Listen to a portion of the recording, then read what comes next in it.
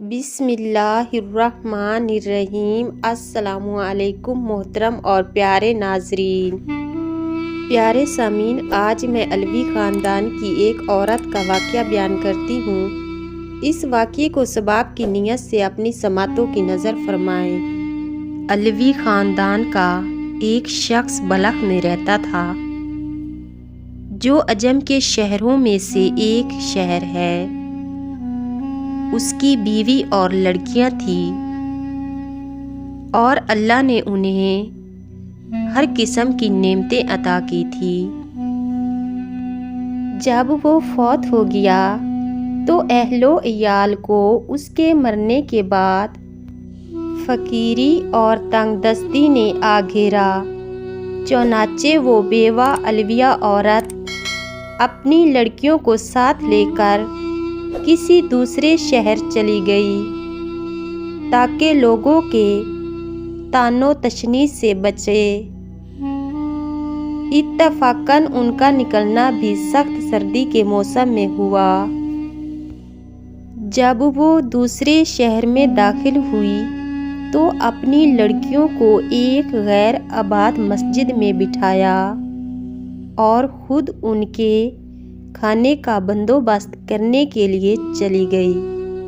اس کا گزر دو جماعتوں پر ہوا۔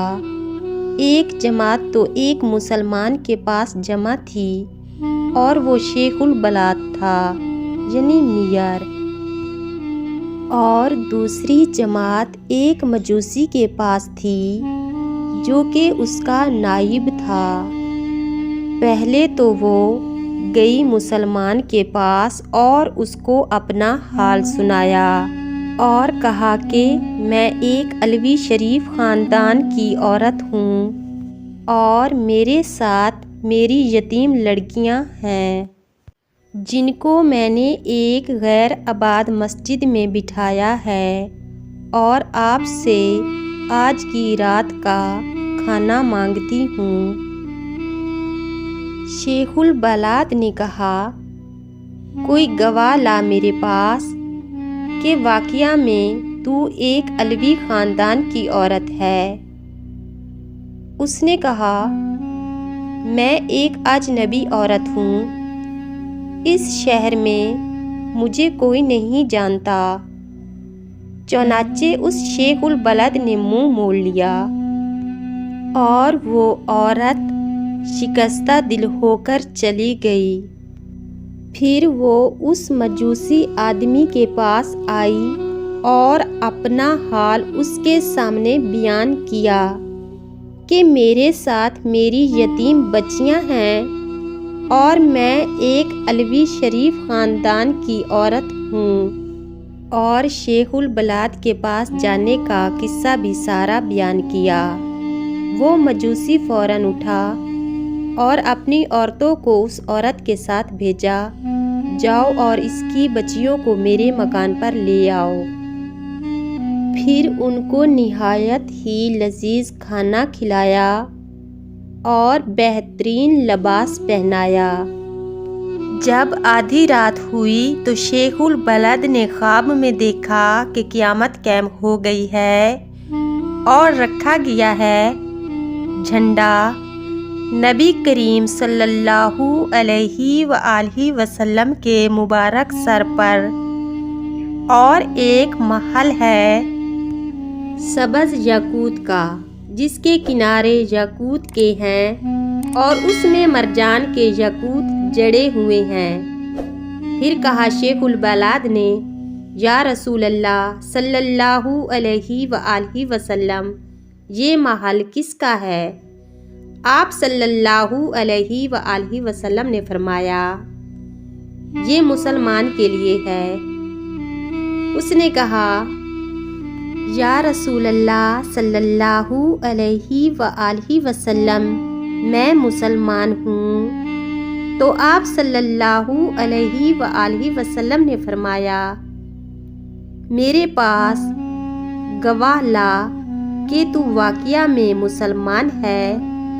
وہ سن کر حیران ہو گیا تو نبی کریم صلی اللہ علیہ وآلہ وسلم نے فرمایا، وہ عورت الویہ جب تمہارے پاس آئی تھی تو تو نے بھی تو یہی کہا تھا کہ میرے پاس گواہ لا کہ تو واقعہ میں الویہ عورت ہے یا نہیں، سو اسی طرح تو بھی گواہ لے آ میرے پاس کہ تو واقعہ میں مسلمان ہے یا نہیں۔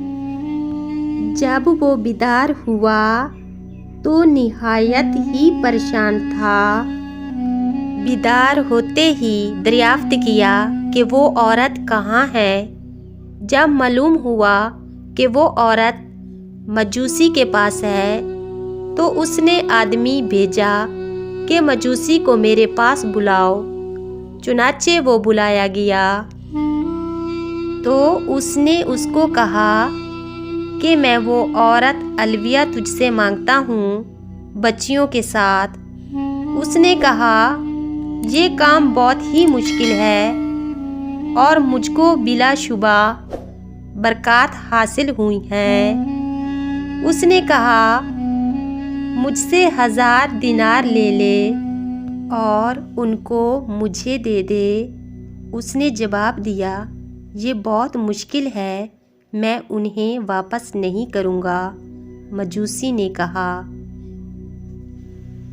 جو چیز آپ چاہتے ہیں میں اس کا زیادہ مستحق ہوں، اور وہ محل جو آپ نے خواب میں دیکھا ہے وہ میرے لیے بنایا گیا ہے۔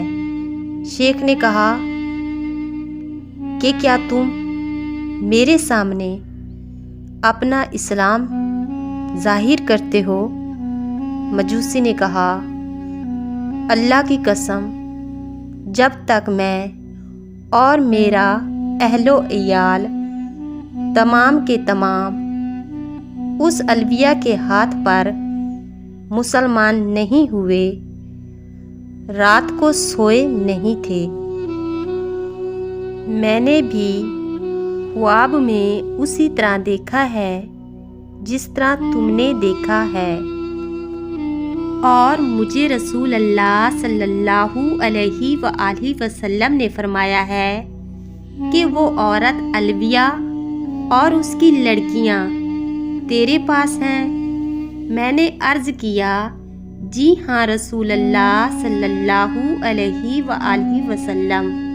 تو آپ صلی اللہ علیہ وآلہ وسلم نے فرمایا یہ محل تیرا اور تیرے گھر والوں کا ہے، اور فرمایا کہ تو اور تیرے گھر والے تمام جنتی ہیں۔